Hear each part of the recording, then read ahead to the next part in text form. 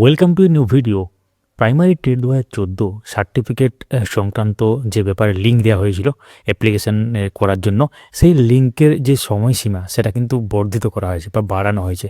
24শে জানুয়ারি পর্যন্ত এই link active থাকবে।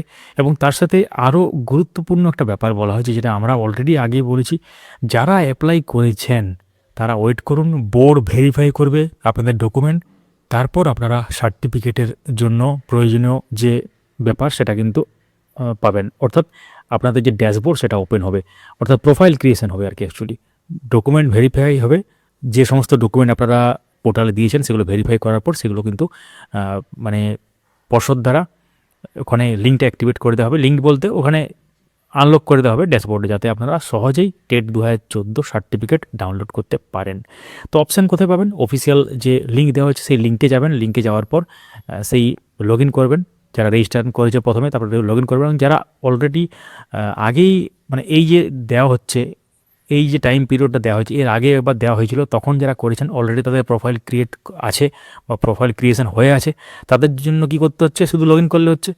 এবং অনেকের ক্ষেত্রে যারা আগে করেনি তাদের ক্ষেত্রে রেজিস্টার করার পরও অনেকেই আমাদেরকে মেসেজ করেন, বিভিন্ন ভিডিওতে কমেন্ট করেন যে রেজিস্টার করার পরও এখনও লিঙ্ক পেলাম না কেন, লগ ইন করার পরও সেখানে প্রয়োজনীয় অপশান কেন পেলাম না। তো তাদের উদ্দেশ্যে যে বার্তাগুলো আমরা দিয়েছি সেটা পর্ষদও কিন্তু লিখে দিল একদম অফিসিয়াল নোটিশে।